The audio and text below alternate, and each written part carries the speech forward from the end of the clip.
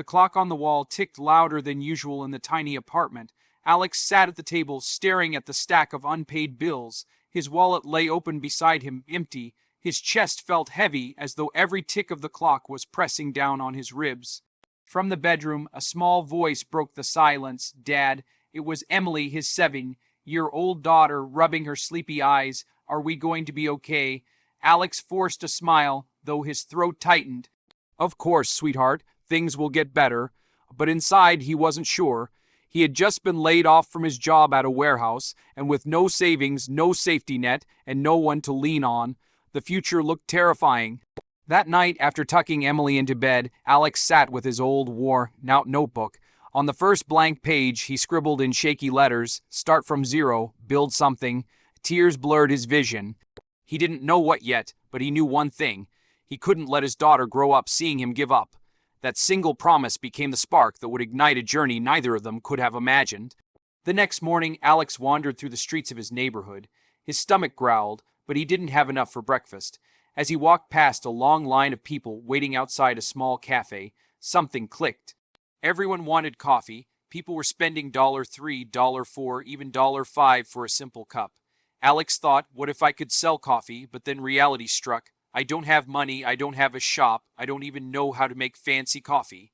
Still, the idea stuck with him. That night, while Emily colored with crayons, Alex sketched a little card in his notebook, a simple wooden stand, a kettle, and a few paper cups. When he showed a friend the drawing, the friend laughed. "You need thousands of dollars just to start. Be realistic, Alex." Alex closed the notebook, but instead of feeling crushed, he felt determined. He whispered to himself, "Dreams don't need permission. I'll find a way." Alex went door to door in his building, asking if anyone had old equipment he could borrow. One kind neighbor gave him a dented kettle, another gave him a folding table, a retired baker offered him a box of paper cups. With nothing but borrowed tools and determination, Alex set up a makeshift coffee table in the local park. The first day was rough. People walked past him without a glance. Hours passed, and not a single cup sold. Just as Alex began packing up, a frail, elderly woman stopped. "How much for a cup, young man?" she asked with a gentle smile. $2. Alex replied nervously. She handed him a 5. "Keep the change. I don't even need the coffee. I'm buying your courage."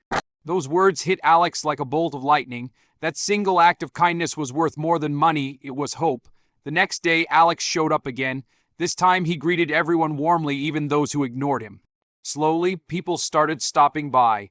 His coffee wasn't fancy, but his sincerity was. He thanked each customer as though they were family. At night, when Emily helped him count the few dollars they had earned, she would beam. "Dad, we're building something, aren't we?" Alex nodded, tears stinging his eyes. "Yes, sweetheart, from nothing." Weeks turned into months. The little coffee stand became a familiar sight in the park. Alex knew his customers by name. He remembered their stories, their struggles. He wasn't just selling coffee, he was building relationships. But one stormy morning, disaster struck. The rain poured heavily, knocking down his table. His kettle rolled into the mud and the cups were ruined. Alex fell to his knees, feeling like all his effort had been washed away in a single day. For a moment, he thought about giving up. Maybe everyone was right. Maybe I was chasing something impossible, but then something unexpected happened. One by one, people started showing up. His regular customers, a young mother he once gave a free coffee to, a jogger who always stopped by for a chat, the elderly woman who first believed in him. They helped him lift the table, wipe the mud off the kettle, and even pooled together money to buy him a proper cart. "Alex," one of them said, "you've been here for us every morning, rain or shine. Now it's our turn to be here for you."